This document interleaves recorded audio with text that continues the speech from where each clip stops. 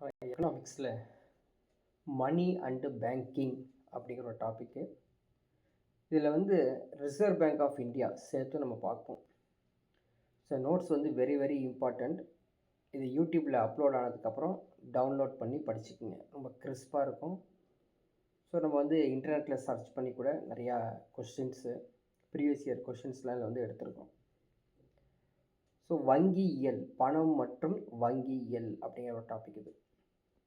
First இந்த பணம்னா என்ன அப்படின்னு பார்க்குறதுக்கு முன்னாடி இந்த டாபிக் எங்கே இருக்குது அப்படிங்கிறத ஃபஸ்ட்டு தெரிஞ்சுக்கலாம். அப்புறம் இந்தியன் எக்கனாமிக்ஸ் அப்படிங்கிற டாப்பிக்கில் 5th சாப்டரில் தெரியும் பாருங்கள். 4th சாப்டர் இல்லையா, 4th சாப்டரில் இருக்குது மணி, பேங்கிங், ஆர்பிஐ, பணம் மற்றும் வங்கியல். சரி, இது பார்த்தீங்கன்னா ஆக்சுவலி 8th ஸ்டாண்டர்ட்லேருந்து அப்படியே 9th standard, 10th 11th 12th all ஸ்டாண்டர்ட்ஸ்லேயும் 6th 7th தவிர மீது எல்லாத்துலேயும் இது இருக்குது. ஸோ பேசிக்காக மணினா என்ன, பேங்கிங்னா என்ன, ஆர்பிஐ எப்படி ஃபார்ம் ஆச்சு எல்லாமே இங்கே பார்க்க போகிறோம். ஃபஸ்ட்டு இந்த இன்ட்ரொடக்ஷனில் பணம் என்றால் என்ன, பணம். ஸோ நம்ம பணம் வச்சுருக்கோம் இல்லையா, எதுக்கு பயன்படும்? பரிவர்த்தனை, சரியா, எக்ஸ்சேஞ்ச், மீடியம் ஆஃப் எக்ஸ்சேஞ்ச் தான் ஒரு முக்கியமான ஒரு word. Medium of exchange. So மாற்றம் இல்லையா, பண்ட மாற்றம், பரிவர்த்தனை, ஒரு ஊடகம் மாதிரி இருக்குது இந்த பணம். என்கிட்ட இருக்கிற பொருள் உங்கள்கிட்ட போகிறது, உங்கள்கிட்ட இருக்கிற பொருள் என்கிட்ட வரத்துக்கு ஒரு பிரிட்ஜ், மீடியம் ஆஃப் எக்ஸ்சேஞ்ச் தான் வாட் இஸ் மணி அப்படிங்கிறதுக்கு அர்த்தம்.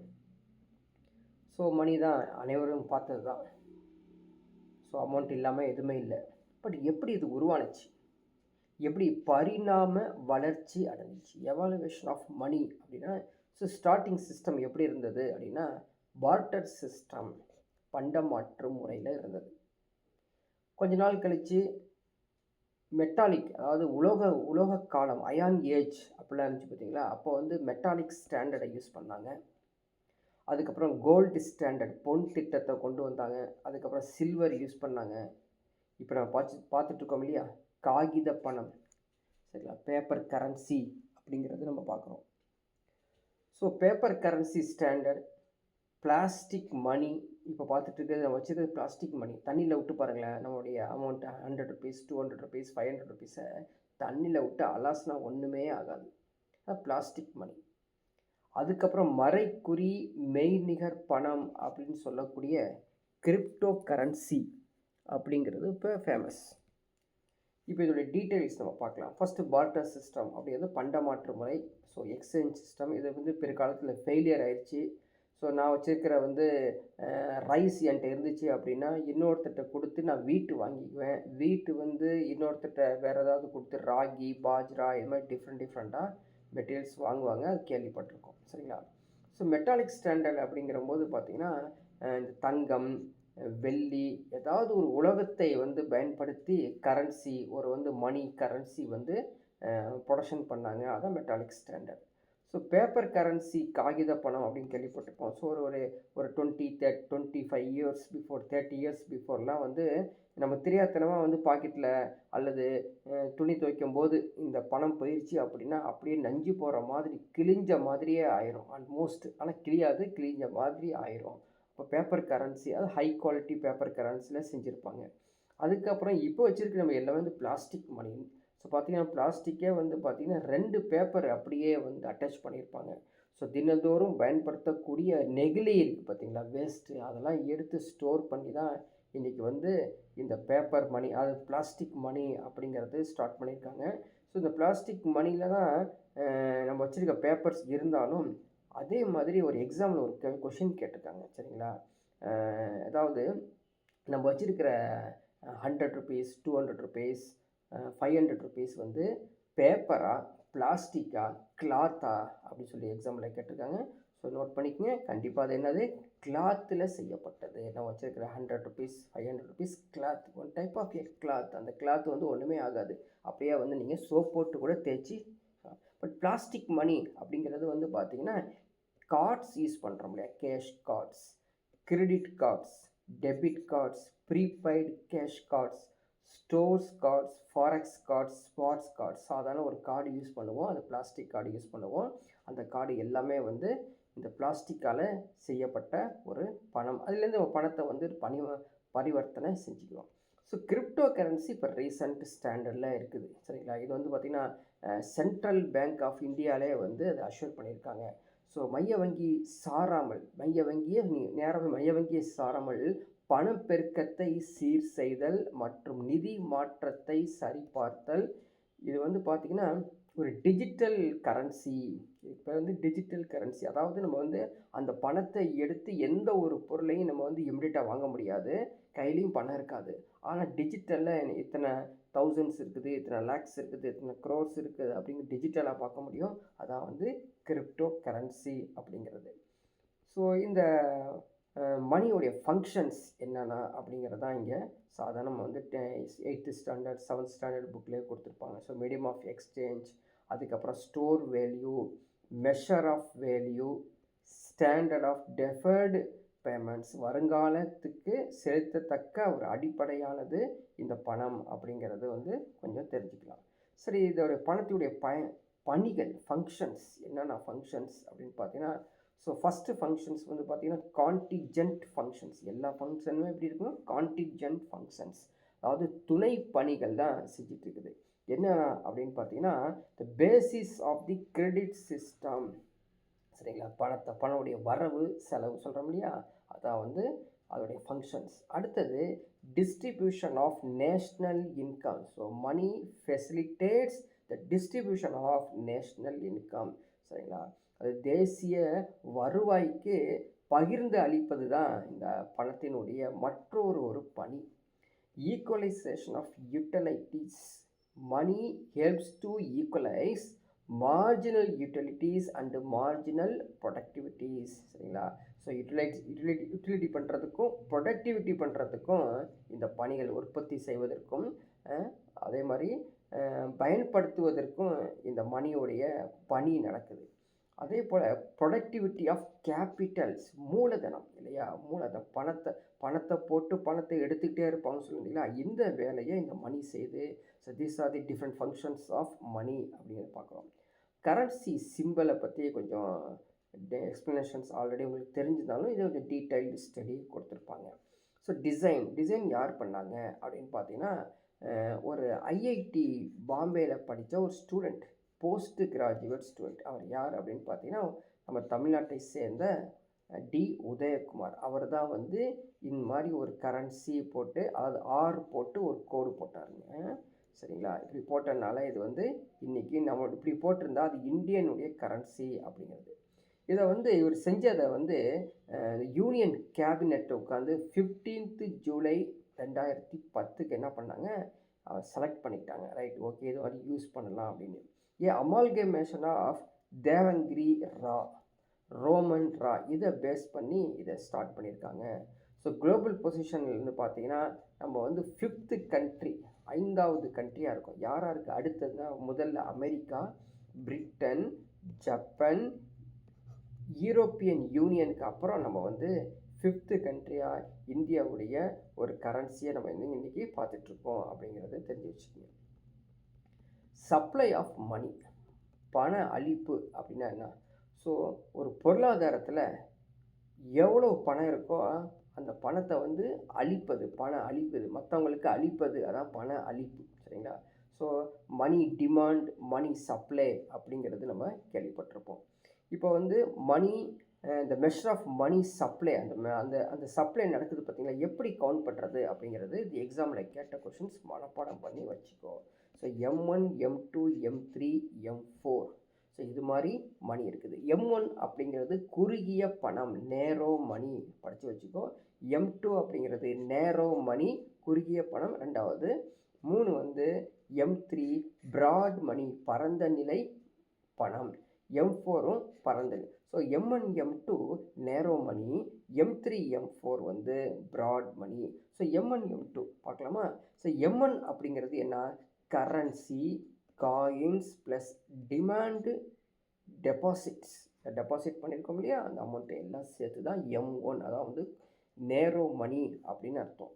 M2 அப்படிங்கிறது அந்த M1ஐயும் சேர்த்து plus saving deposits with post office savings banks சேர்ந்துச்சு அப்படின்னா அது M2.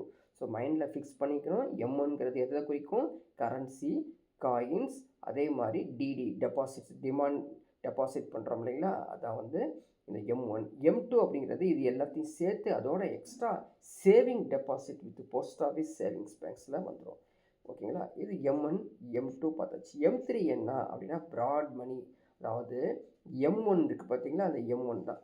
M1ல் வந்து கரன்சி, காயின்ஸ், டிமாண்ட் டெபாசிட்டோட எக்ஸ்ட்ரா என்னன்னா time deposits of all commercial and cooperative banks. Actually நீங்கள் வந்து பார்த்தீங்கன்னா ஒரு பேங்க் இருந்துச்சுன்னா கமர்ஷியல் பேங்க்கு, சேவிங்ஸ் பேங்க் சொல்லி 2 வச்சுருப்பாங்க. சரிங்களா? கமர்ஷியல் இப்போ ஸ்டேட் பேங்க் ஆஃப் இந்தியாலாம் நீங்கள் பார்த்தீங்கன்னா தெரியும். அவங்க வந்து இது கமர்ஷியல் பிரான்ச்சுங்க, இது இங்கே நீங்கள் வர வேண்டாம், நீங்கள் வந்து சேவிங் பிரான்ச்சுக்கு போங்க அப்படின்னு சொல்லி சேவிங் பேங்க் இருக்கும் அங்கே போங்கன்னு. ஸோ இது கமர்ஷியல் பேங்க்குன்னு யூஸ் பண்ணுவாங்க. அந்த கமர்ஷியல் கோஆப்ரேட்டிவ் பேங்க்கில் எவ்வளோ டெபாசிட் பண்ணியிருக்காங்களோ அதையும் இந்த கரன்சி காயின் டெபாசிட் எல்லாத்தையும் ஆட் பண்ணுறது தான் M3 ப்ராட் மணி. M4 அப்படிங்கிறது M3யோட சேர்த்து, M3யோட சேர்த்து total deposit with post office பார்த்துங்க. ஸோ எக்ஸ்ட்ரா வர்றது என்ன அப்படின்னா இந்த போஸ்ட் ஆஃபீஸில் சேவிங்ஸ் தான் எக்ஸ்ட்ரா வருது.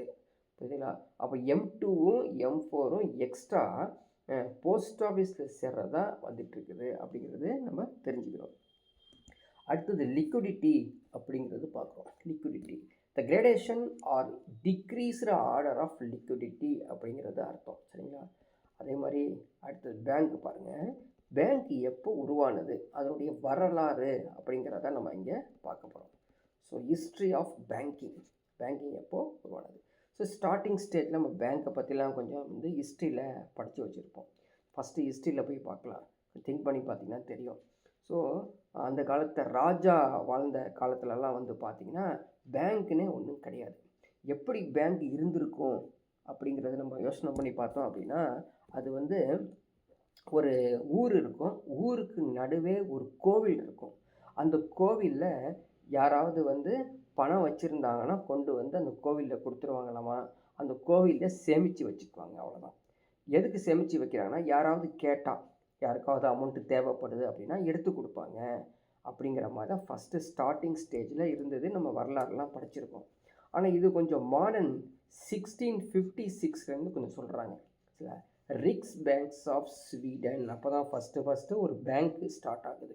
இதுதான் ஓல்டஸ்ட்டு சென்ட்ரல் பேங்க். சரிங்களா? ஓல்டஸ்ட்டு சென்ட்ரல் பேங்க் அப்படிங்கிறது ரிக்ஸ் வங்கி அப்படிங்கிறது ஸ்வீடன் நாட்டில் 1656 துவங்கப்பட்டது. பிறகு 1864 பணத்தை வெளியிட்ட முதல் மைய வங்கி இங்கிலாந்து வங்கி. சரிங்களா? ஸோ பேங்க் ஆஃப் இங்கிலாந்து அப்படிங்கிறது தான் த ஃபண்டமெண்டல் ஆஃப் பேங்கிங். அவங்க தான் வந்து பேங்கிங்கை வந்து அமௌண்ட் ஸ்டோர் பண்ணி அதுக்கப்புறம் அமௌண்ட்டை அது பணத்தை வெளியிட்டவங்க. சரிங்களா? அதனுடைய கண்டினியூட்டியாக so first bank of India was bank of Hindustan. படித்து வச்சுக்கோ. 1770 பிரிட்டிஷ் ரூல் இருக்கும்போது, பிரிட்டிஷ் ஆஃப் இந்தியா, சரிங்களா, பிரிட்டிஷ் இந்தியா இருக்கும் பொழுது ஃபஸ்ட்டு பேங்க் அப்படின்னு பார்த்தீங்கன்னா Hindustan, bank of Hindustan 1770. So banking சிஸ்டத்தை அப்படியே கொஞ்சம் என்னாச்சு, யார் கண்ட்ரோல் இருந்துச்சா பிரசிடென்சி பேங்க், மாகாண வங்கின்னு சொல்லுவாங்க. ஒவ்வொரு மாகாணத்திற்கு பார்த்திங்களா அந்த வங்கி. இந்த பிரசிடென்சி பேங்க்ஸ் தான் பிரிஞ்சாங்க. எப்படி 1809 பேங்க் ஆஃப் பெங்கால், அதாவது பிரசிடென்சி பேங்க், ஏன்னா பெங்கால் அப்படிங்கிறது ஒரு மாகாணம். பேங்க் ஆஃப் பாம்பே 1840, அது ஒரு பாம்பேங்கிறது ஒரு மாகாணமாக இருந்தது. அதே மாதிரி மദ്രാஸ் மாகாணம் 1843. ஸோ மெட்ராஸ், பாம்பே, பெங்கால் இதோட பேங்க் வந்து இயர்ஸ் வந்து கொடுத்துருக்காங்க, பார்த்துக்கோ. இந்த பேங்க்லாம் என்ன பேர் அப்படின்னா இந்த பிரசிடென்ஷியல் பேங்க்ஸ், மாகாண வங்கிகள் அப்படின்னு சொல்லுவாங்க. பிறகு என்ன ஆச்சுன்னா 1921 எல்லாத்தையும் மெர்ஜ் பண்ணி, சரிங்களா, இம்பீரியல் பேங்க் ஆஃப் இந்தியா வச்சுக்கோ, இம்பீரியல் பேங்க் ஆஃப் இந்தியா அப்படிங்கிற ஒரு பெயரை வந்து உருவாக்குறாங்க. ஸோ இம்பீரியல் வங்கி அப்படின்னு. இந்த இம்பீரியல் வங்கி தான் 1955 பிறகு அது சுதந்திரம் வாங்கினதுக்கப்புறம் ஸ்டேட் பேங்க் ஆஃப் இந்தியா அப்படிங்கிற ஒரு பேரில் உருவாச்சு. ஸோ இந்திய வங்கியின் வரலாற்றை இன்னும் வந்து தமிழ்லையும் இங்கே கொடுக்கப்பட்டுள்ளது. அதை நீங்கள் எடுத்து பார்த்துக்கலாம். சரிங்களா? அடுத்தது பாருங்கள், கமர்ஷியல் பேங்க்ஸ். கமர்ஷியல் பேங்க்ஸ் வங்கி, அது வணிக வங்கி அப்படிங்கிறது. ஸோ அந்த பேரில் நம்மளுக்கு புரிஞ்சிடும். என்ன புரிஞ்சிடும் அப்படின்னு பார்த்தீங்கன்னா, மக்களிடமிருந்து வைப்பு தொகைகள்லாம் எடுத்து நிறுவனங்களுக்குரிய கடன்களுக்காக அங்கே என்ன பண்ணியிருப்பாங்க அப்படின்னா அதை தக்க வச்சுருப்பாங்க நீண்ட காலத்துக்கு. சரிங்களா? இதான் வந்து கமர்ஷியல் பேங்க் அப்படிங்கிறது அர்த்தம். எதுக்காக?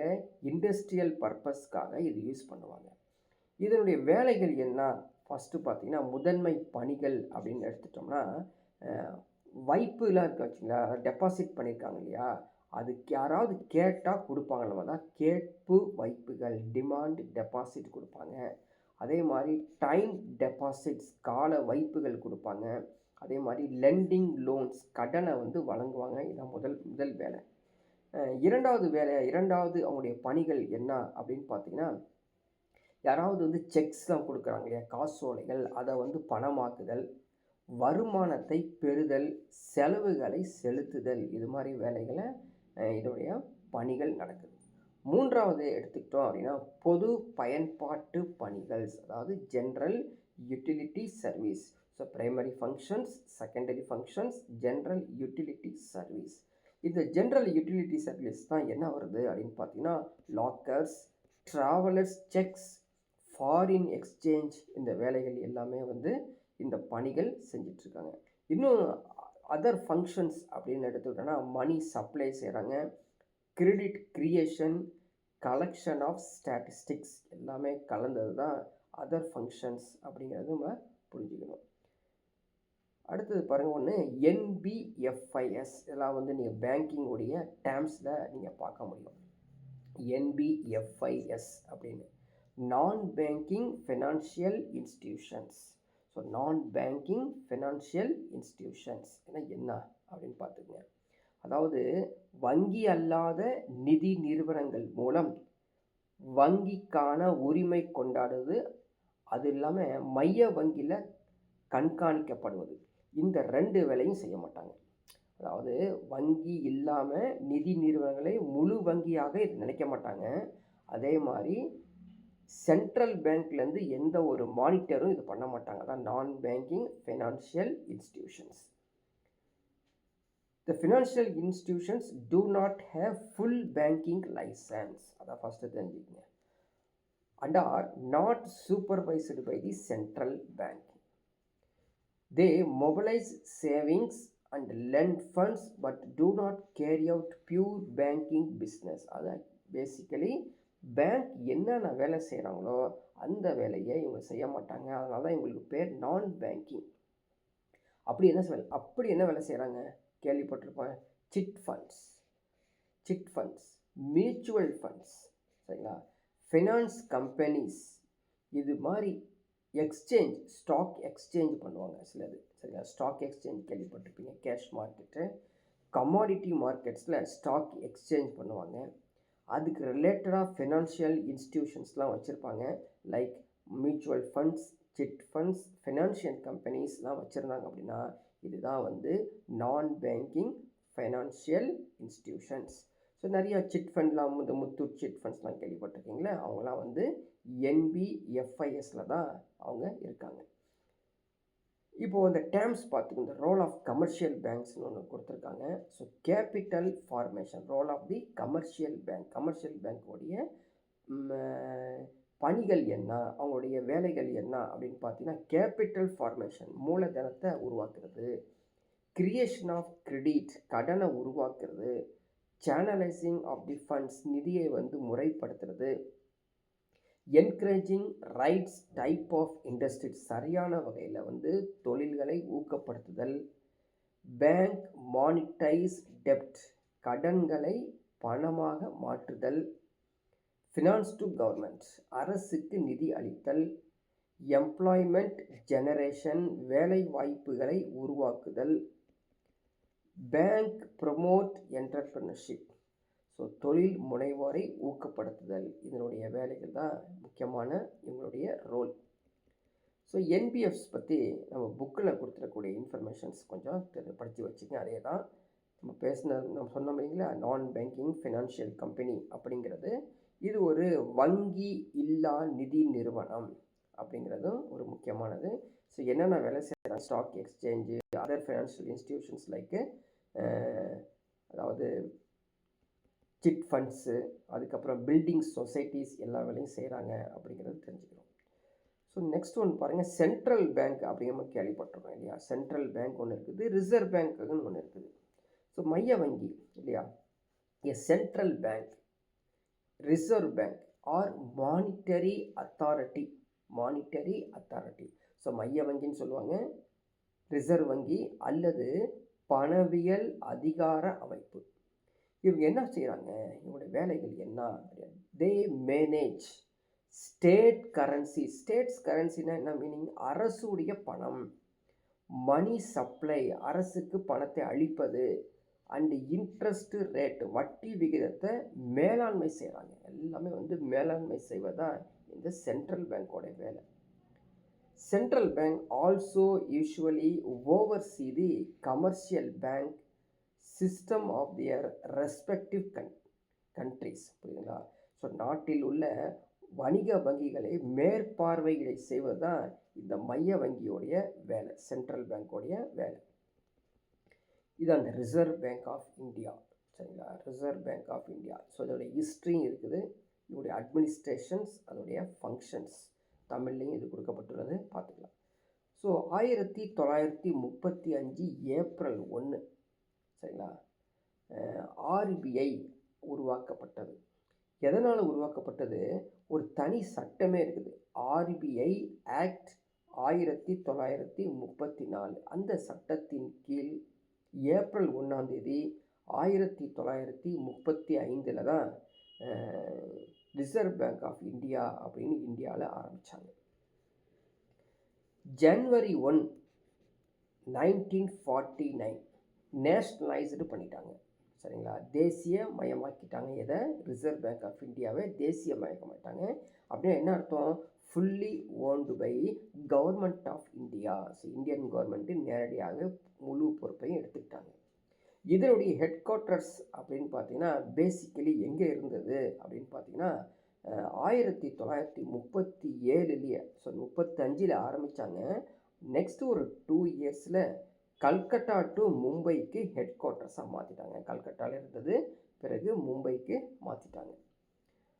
ஸோ ஆஸ்பார்ன் ஸ்மித் அதாவது வச்சுக்க கேட்பாங்க, ஸ்மித் அவருடைய பேர் வச்சுக்க, முன்னாடி Osborne was the first governor of the RBI அப்படிங்கிறது. நம்ம இந்த ஹிஸ்ட்ரியை கரெக்டாக படித்து வச்சுக்கணும், எங்கேயாவது சிம்பிளாக கேட்டு விட்ருவாங்க. சரிங்களா, சரி, இவங்க என்ன வேலை, இவங்க தான் சென்ட்ரல் பேங்க் அது ரிசர்வ் பேங்க்னு சொல்கிறோம் பார்த்தீங்களா, இவங்க தான் மைய வங்கி.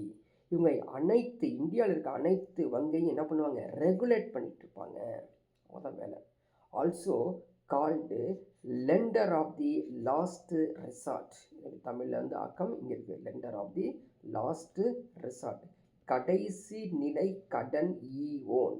தமிழில் கடைசி நிலை கடன் ஈவோன் அப்படிங்கிறது அர்த்தம். சரிங்களா, கவர்னர்ஸ் அண்டு 4 டெப்டி கவர்னர்ஸ் எப்படி இருக்காங்க பாருங்கள், மொத்தம் 5 பேர். ஒரு கவர்னர் இருப்பார், அவருக்கு கீழே டெப்டி கவர்னர்ஸ் 4 பேர் இருப்பாங்க.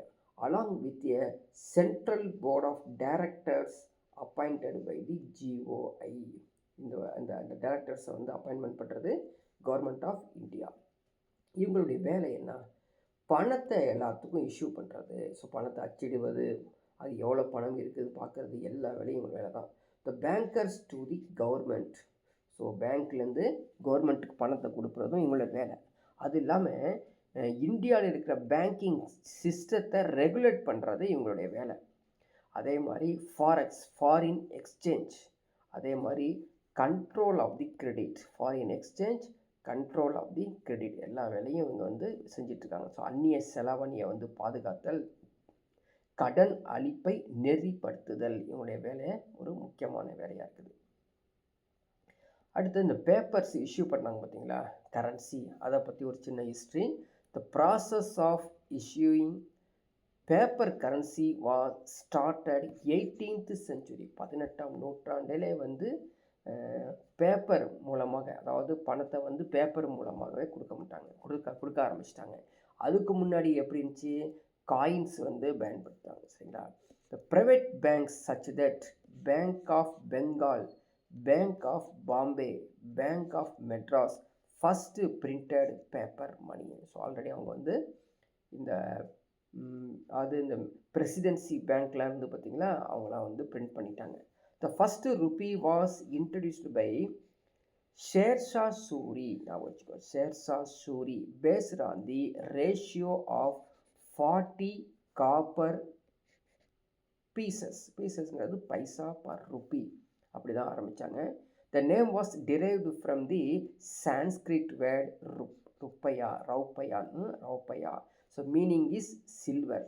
ஸோ சில்வர் காயினை தான் ரௌப்பையா அப்படிங்கிறது சான்ஸ்கிரிட்டோட word. Each bank note has its amount written in 17 languages. English, Hindi on the front, 15 other in back. So illustrating the diversity of the country அப்படிங்கிறதுலாம் இதோடைய முடியுது. ஸோ இதுவே வந்து அப்படியே தமிழ்லேயும் உள்ளது, நீங்கள் படிக்கிறதுக்கு வசதியாக இருக்கும்.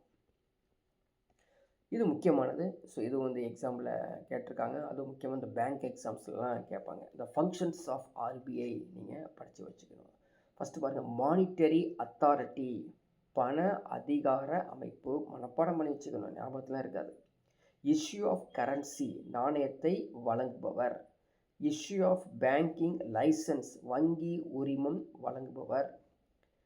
பேங்கர் டு தி கவர்மெண்ட், அரசாங்கத்திற்கு பணத்தை கொடுப்பவர். பேங்கர்ஸ் பேங்க், வங்கியாளர் வங்கி. Lenders of the last resort, கடைசி முயற்சியில் கடன் வழங்குபவர். ஆக்ட் ஆஸ் கிளியரிங் ஹவுஸ், தீர்வு இல்லாமல் செயல்பாடுகள். Custodian of foreign exchange service, அந்நிய செலவாணி கையிருப்பின் பாதுகாவலன். ரெகுலேட்டர் ஆஃப் மணி, பொருளாதாரத்தை ஒழுங்குபடுத்துபவர். மேனேஜிங் கவர்மெண்ட் செக்யூரிட்டிஸ், அரசு பத்திரங்களை நிர்வகித்தல். Regulator and supervisor of payment and settlement system. Development role, மேம்பாட்டு பணி. பப்ளிஷர் ஆஃப் மானிட்டரி டேட்டா, பணவியல் மற்றும் இதர தரவு வெளியீடு. எக்ஸ்சேஞ்ச் மேனேஜர் அண்டு கண்ட்ரோல், பரிவர்த்தனை மேலாளர் மற்றும் நெறியாளர். பேங்கிங் அபியூட்ஸ்மேன் ஸ்கீம், வங்கி குறை தீர்ப்பு திட்டம். ஸோ இதெல்லாம் வந்து 15 பணிகள் ஆர்பிஐயோட இருக்குது.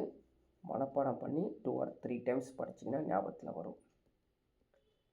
ஸோ நெக்ஸ்ட்டு பாருங்கள், மானிட்டரி அத்தாரிட்டி, அதாவது பண அதிகார அமைப்பு. யார்? ஆர்பிஐ. இந்தியாவில் இருக்கக்கூடிய பண அளிப்பினை கட்டுப்படுத்துவதன் மூலம் அந்நிய செலவாணி பரிவர்த்தனை விகிதத்தில் நிலைநிறுத்துறது, சாதகமான செலுத்து நிலையை பேணுதல், நிதி நிலைத்தன்மையை ஏற்படுத்துதல், பணவீக்கத்தை கட்டுப்படுத்துதல், வங்கி அமைப்பை உறுதியாக்குதல். இது எல்லா வேலையும் மானிட்டரி அத்தாரிட்டி, பண அதிகார அமைப்பில் இருக்குது. பேங்கர்ஸ் டு தி கவர்மெண்ட் அப்படின்னா அரசுக்கான வங்கி அப்படிங்கிறது, இது மத்திய மற்றும் மாநில அரசுகளுக்கான வங்கி. கடன்களை தருவாங்களாமா.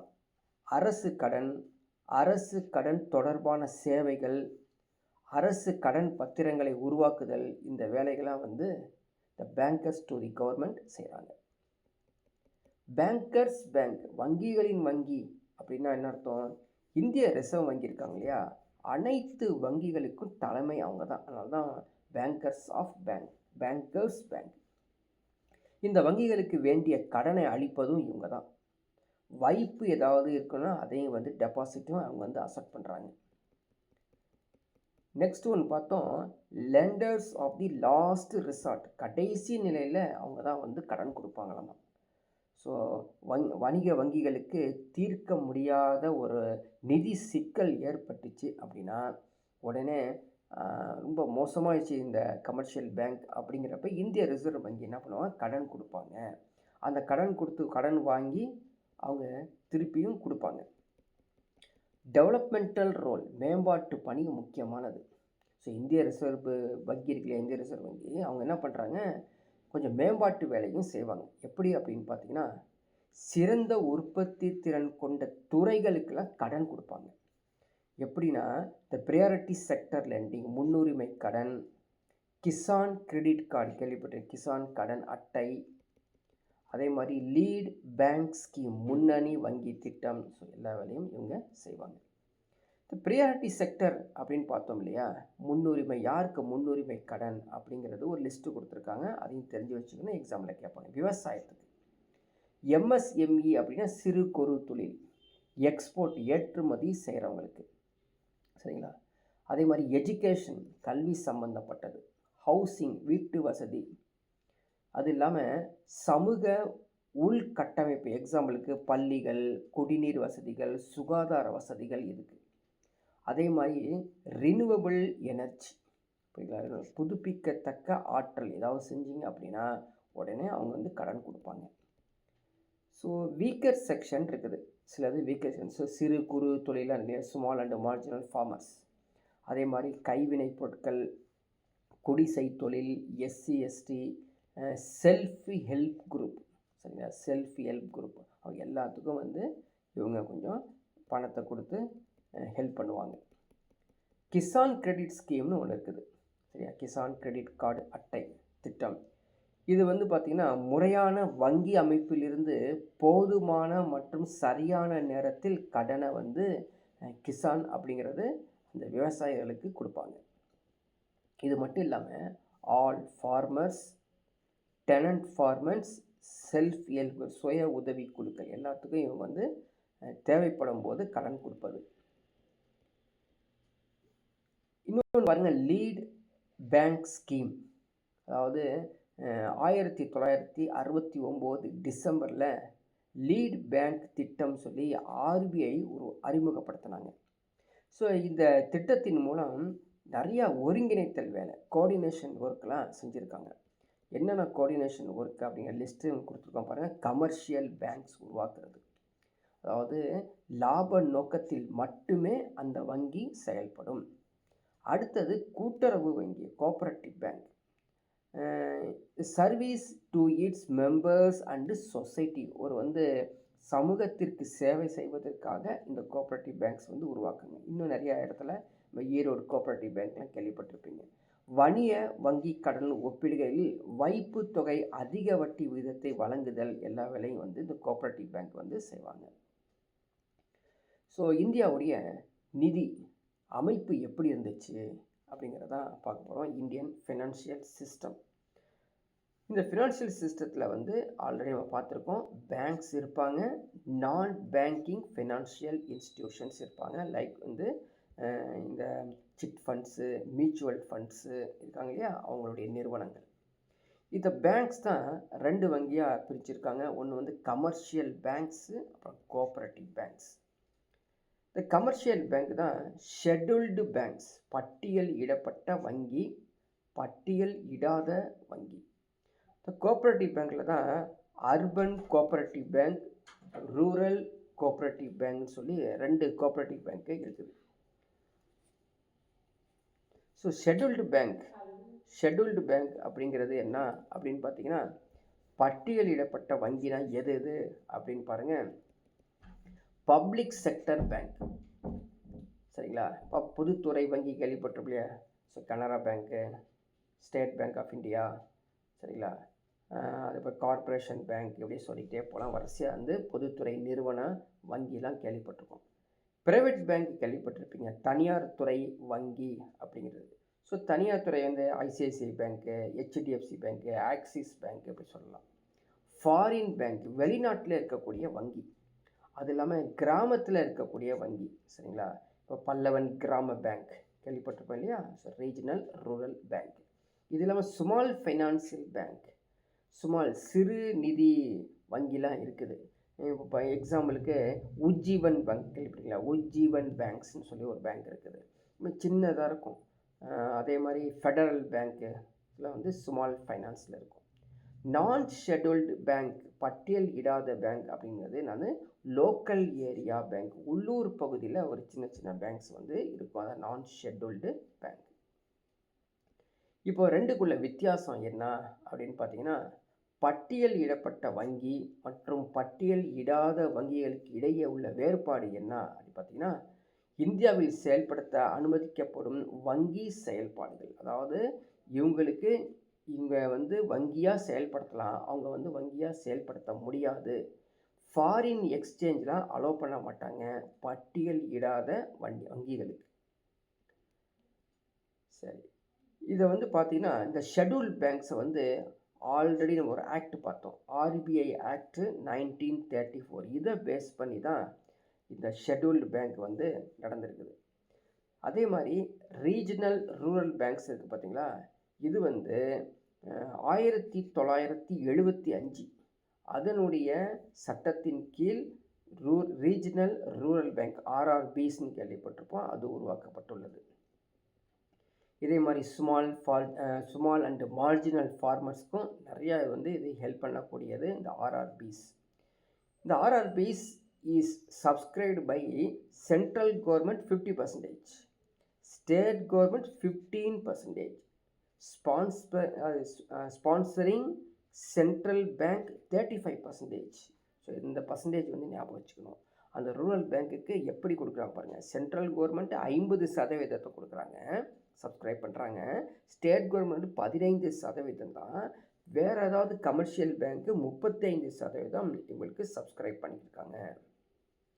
அடுத்து என்பிஎஃப்ஐஸ்ன்னு சொல்கிறோம் இல்லையா, நான் பேங்கிங் ஃபைனான்ஷியல் இன்ஸ்டிடியூஷன்ஸ் கேள்விப்பட்டிருக்கோம் இல்லையா, அதில் யார் யார் வர்றாங்க, இதெல்லாம் எக்ஸாமில் கேட்பாங்க, படித்து வச்சுக்கோ.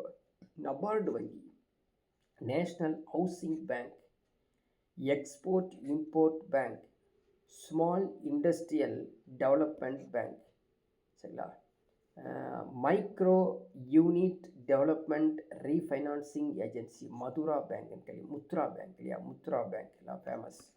ஸோ எல்லாத்தையும் படித்து வச்சுக்கோ. இவங்கெல்லாம் வந்து NFBIS, சரிங்களா, அதில் வந்துடுறாங்க. நபார்டு பற்றி சொல்கிறாங்க, நபார்டு வங்கியை பற்றி சொல்கிறோம். இது வந்து ஜூலை 1982 தான் இது நிறுவப்பட்ட ஒரு நிறுவனம் நபார்டு. இவங்களுடைய வேலைகள் என்ன அப்படின்னு பார்த்தீங்கன்னா, ரிசர்வ் வங்கியும் அதன் துணை அமைப்புகளும் விவசாயம் மற்றும் ஊரக முன்னேற்றத்திற்காக பணிகளை செய்வது தான் இந்த நபார்டுடைய வேலை. ஸோ நபார்டு வந்து நிறையா கைவினை பொருட்கள், கிராமத்தில் இருக்கக்கூடிய இண்டஸ்ட்ரீஸ், குடிசை தொழில், சிறு குறு தொழில், விவசாயம் எல்லாத்துக்கும் இவங்க வந்து கடன் கொடுக்கக்கூடிய ஒரு முக்கியமான வங்கி நபார்டு வங்கி. ஸோ நமக்கு இங்கே சிட்டியில் இருக்கிறவங்களுக்கு பெருசாக தெரியாது, கிராமத்தில் இருக்கிறவங்களுக்கு இந்த நபார்டு வங்கி வந்து ஃபேமஸாக இருக்கும். இந்த ப்ரியாரிட்டி செக்டர்ஸ் லெண்டிங் ஆஃப் ஸ்கீம்ஸ்ன்னு சொன்னோம் பார்த்தீங்களா. ஸோ இது எல்லாமே வந்து ஆல்ரெடி நம்ம பார்த்தது தான். ப்ரியாரிட்டி செக்டர்ஸ் எல்லாமே வந்து அக்ரிகல்ச்சர்ஸ், MSMEs எல்லாமே வந்துடும். அதே மாதிரி வீக்கஸ்ட் செக்ஷன்ஸ் அப்படிங்கிறது SC/STs, small and marginal farmers. Kisan credit card KCC, அதுவும் வந்து ஒரு கார்டு வச்சுருப்பாங்க. அதில் வந்து ஆல் ஃபார்மர்ஸ், டெனண்ட் ஃபார்மர்ஸ், அதே மாதிரி செல்ஃப் ஹெல்ப் குரூப்ஸ் எல்லாமே இருப்பாங்க. அடுத்து பாருங்கள், ஃபினான்ஷியல் மார்க்கெட், நிதி சந்தைனா என்ன? ஸோ நிதி சந்தை அப்படிங்கிறது வந்து நாணயங்கள், கரன்சிஸ் இல்லையா, கரன்சிஸ், பத்திரங்கள் எல்லாத்தையும் என்ன பண்ணுவாங்க பார்த்திங்கன்னா, வாங்குவதற்கும் விற்பதற்கும் ஒரு சந்தை வச்சுருப்பாங்க. அதான் வந்து ஃபினான்ஷியல் மார்க்கெட், நிதி சந்தை. இந்த நிதி சந்தையில் வந்து 2 வகையாக நம்ம பார்க்கலாம். ஒன்று வந்து மூலதன சந்தை, இன்னொன்று வந்து பண சந்தை. ஸோ கேபிட்டல் மார்க்கெட், அமௌண்ட்டை போட்டு அப்படியே அமௌண்ட் எடுக்கிறது. இந்த கேபிட்டல் மார்க்கெட்டில் தான் ப்ரைமரி மார்க்கெட், செகண்டரி மார்க்கெட் அப்படின்னு இருக்குது, ஓகேங்களா. ஸோ கேபிட்டல் மார்க்கெட் நீண்ட காலத்துக்காக நிதிகள் கொண்டு போய் என்ன பண்ணுவாங்க, சேமித்து வச்சு அது சந்தையை உருவாக்குறது தான் கேபிட்டல் மார்க்கெட்.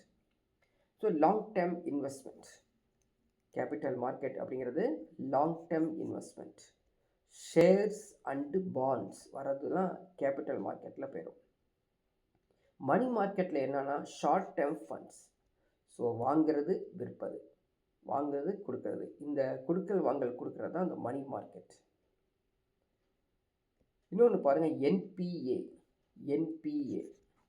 என்பிஏ நான் பர்ஃபார்மிங் அசட். என்னது? செயல்படாத சொத்து. இந்த என்பிஏனா என்ன?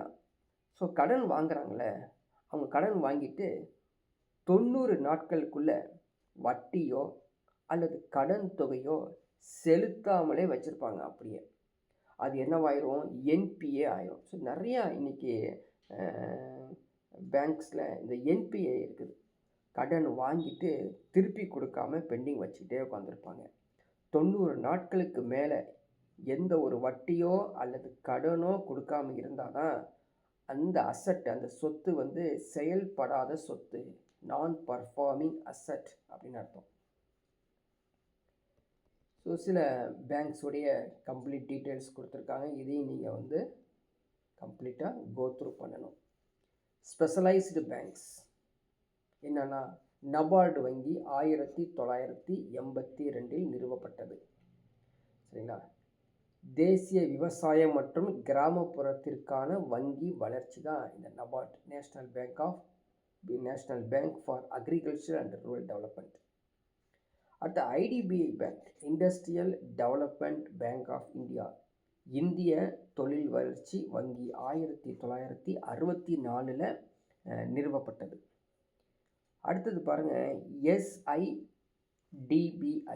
Small industrial development bank of India, இந்திய சிறு தொழில் வளர்ச்சி வங்கி. ஸோ லக்னோ வந்து தலைமையிடமாக செயல்பட்டு வரதா இந்த எஸ்ஐடிபிஐ 1990 நிறுவப்பட்டது. ஞாபகம் வச்சுக்கிறோம்.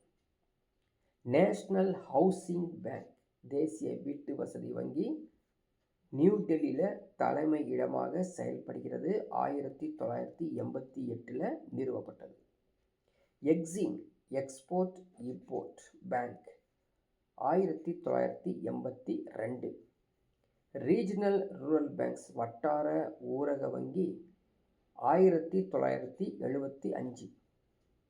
கோஆப்ரேட்டிவ் பேங்க், கூட்டுறவு வங்கிகள், ஸ்மால் ஃபைனான்ஸ் பேங்க், நான் சொல்ல உஜ்ஜீவன் பேங்க்ஸ் தான் ஸ்மால் ஃபைனான்ஸ் பேங்க், 2016 இப்போ தான் வந்தது. பேமெண்ட் பேங்க்ஸ், கட்டண வங்கி, 2015.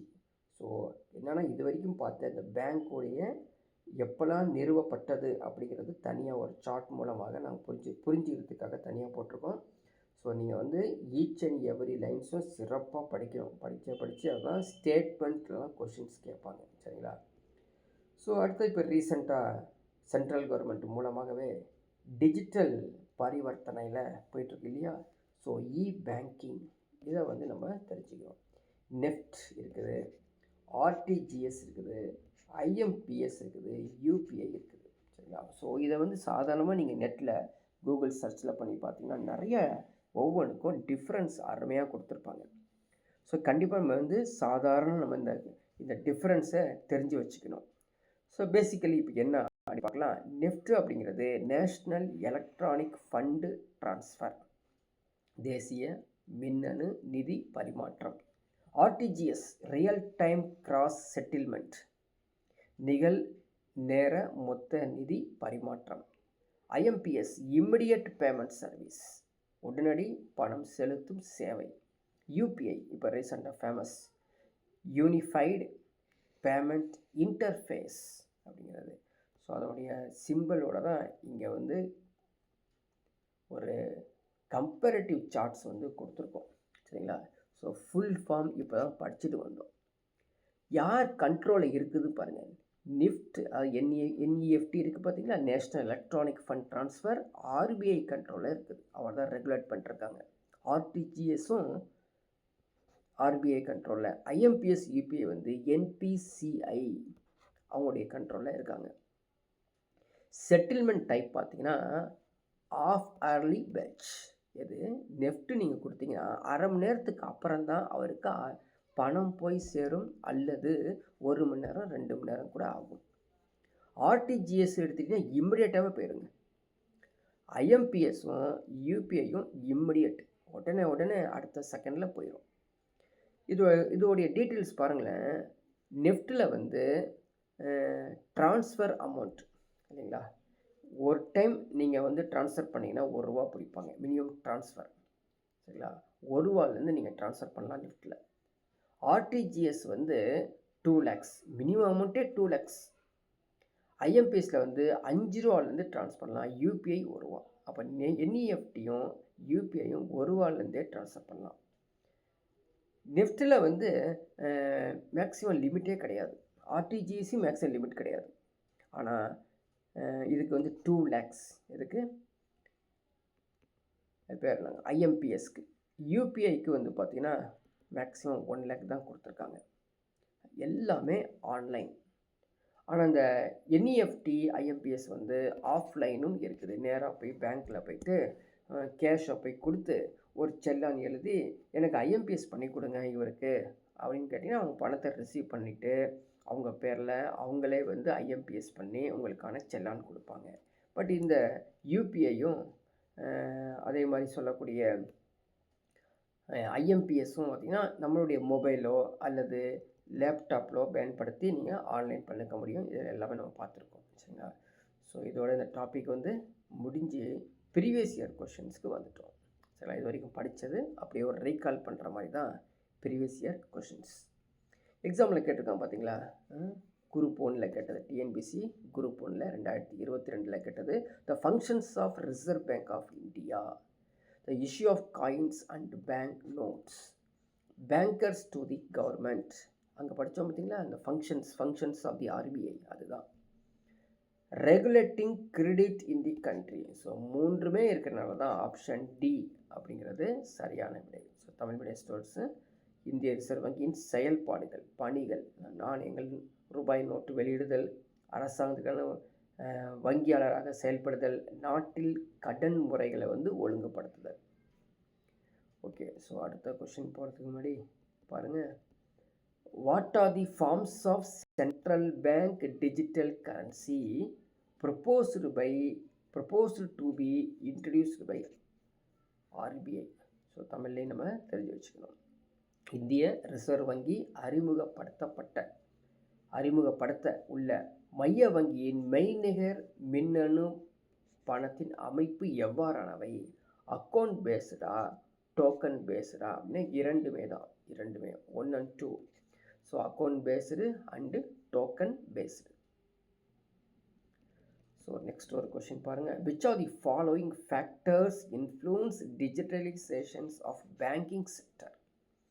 அதாவது மின்னணுப்படுத்துவதற்கு காரணமான காரணிகள் எது அப்படின்னு சொல்லியிருக்காங்க. சேஞ்சிங் கன்சியூமர் பிஹேவியர், நுகர்வோரின் நடவடிக்கையில் மாறுதல், financial inclusion and government initiation, நிதியில் உள்ளடக்கம் மற்றும் அரசின் முயற்சி, இன்க்ரீஸ்டு ஸ்மார்ட் ஃபோன் யூசேஜ். எல்லாமே சேர்ந்து தான் 1, 2, 3 இஸ் தி ரைட் ஆன்சர். அடுத்து பாருங்கள், M2 சொன்ன பார்த்தீங்களா, அந்த measure of money supply. M2 is different from M1. M2 is different from M1. என்னென்னா time deposits with commercial banks, அதுவான்னு கேட்குறாங்க. Total deposits with post office savings. So அது தனியாக இது தனியாக கேட்குறாங்க, ரெண்டுமே கிடையாது, சரியா. ஆனால் சேவிங் டெபாசிட்ஸோடு சேர்த்து போஸ்ட் ஆஃபீஸ் சேவிங்ஸ் பேங்க்ஸ் பண்ணுறது தான் சரியான விடை. அதுதான் M2க்கும் M1க்கும் உள்ள வித்தியாசம். பார்த்துட்டு வந்தோம் இல்லையா, அது எக்ஸாமில் கேட்டுக்காங்க பாருங்கள். இது ஈஸியான கேள்வி தானே, இப்போ படிச்சுட்டு வந்தோம். Reserve bank of India April 1, 1935 நிறுவப்பட்டது. எப்போது தேசியமயமாக்கப்பட்டது? ஈஸியாக படித்தோம்.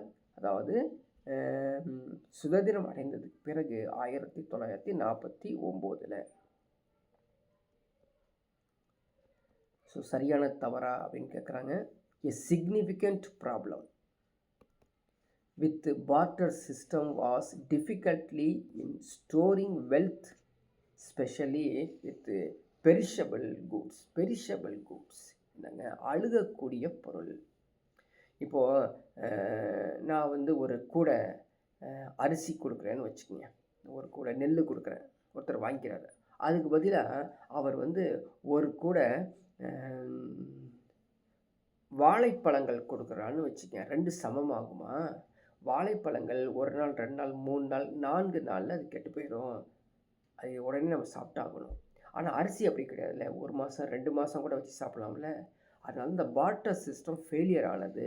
இது சரிதான் அப்படிங்கிற அர்த்தம். Money that has intrinsic value, தன்னகத்தே மதிப்பு கொண்டது.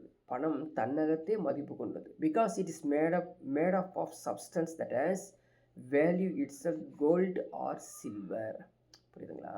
அதாவது மணி வந்து இப்போ எக்ஸாம்பிளுக்கு எடுத்துக்கிட்டோன்னா ஒரு ஒரு 40 வருடங்களுக்கு முன்னால் இருந்த ₹1 2 ரூபாவுடைய பணத்தோட மதிப்பு பெருசுங்க. ஏன்னா வேல்யூ அதிகமாகிடுச்சு இன்றைக்கி. ஆனால் இப்போ வரக்கூடிய காயின்ஸ் ₹1 2 ரூபா மதிப்பு இருக்குது பார்த்தீங்களா, அது வேல்யூலெஸ். சாதாரண மெட்டலில் செய்கிறாங்க.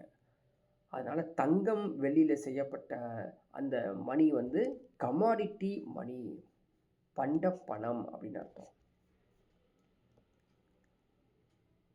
ஸோ அடுத்தது, in India the responsibility for setting benchmark policy interest rate like repo rate now lies with repo rate. கேள்விப்பட்டிருப்பீங்க. ரெப்போ விகிதம். அதாவது ரெப்போ விகிதம் என்றால் ஒரு வங்கி ஆர்பிஐ இருக்காங்க இல்லையா, ரிசர்வ் பேங்க் ஆஃப் இந்தியா, அவங்கள்ட்டேருந்து பணத்தை வாங்கி ஒரு வட்டியில் வாங்குவாங்க. திரும்பவும் கட்டக்கூடிய வட்டி விகிதம் தான் ரெப்போ விகிதம் அப்படின்னு அர்த்தம். திருப்பி கட்டக்கூடியது. இல்லை கீழே கொடுக்கப்பட்டுள்ள பாருங்கள், இந்த governor of the RBI alone இது வராது, மினிஸ்ட்ரி ஆஃப் ஃபைனான்ஸ் வராது. ஸோ மானிட்டரி பாலிசி கமிட்டி எம்பிசியை பற்றி டீட்டெயிலாகவே இங்கே கூடப்பட்டுள்ளது. 2016 முதல் ரெப்போ விகிதத்தை நிர்ணயிக்கும் முடிவு 6 உறுப்பினர்கள் கொண்ட பணவியல் குழுவால் எடுக்கப்பட்டது. இது ரிசர்வ் வங்கி உறுப்பினர்கள் மற்றும் அரசாங்கத்தால் நியமிக்கப்பட்ட ஒரு நிறுவனமாக இருக்குது. MPC, monetary policy committee. So அடுத்த ஒரு கேள்வி பாருங்கள்.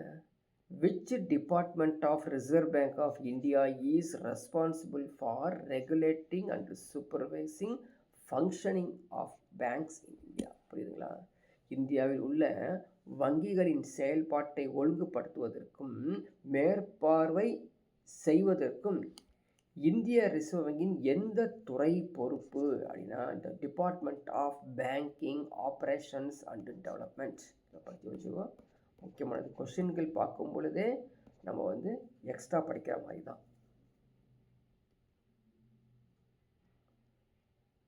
So what is the term used to describe ratio of the total deposit commercial banks need to maintain with Reserve bank of India.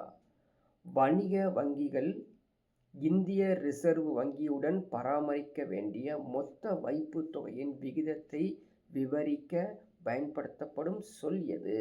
பாருங்கள், எஸ்எல்ஆர் ஸ்டாட்யூட்டரி லிக்விடிட்டி ரேஷியோ, சட்டப்பூர்வ பண புழக்க விகிதம். Cash reserve ratio CRR. Bank rate, repo rate. So நீங்கள் வந்து bank டேர்ம்ஸ்லாம் நீங்கள் வந்து bank ரிலேட்டட்ஸாக நீங்கள் வந்து படித்து வச்சுக்கணும். அப்போ தான் ஞாபகத்தில் இருக்கும். பாருங்கள், என்பிசிஐ கேள்விப்பட்டிருக்கோம் இல்லையா? So which committee recommended the establishment of national payment corporation of India, NPCI. Which அது எந்த குழு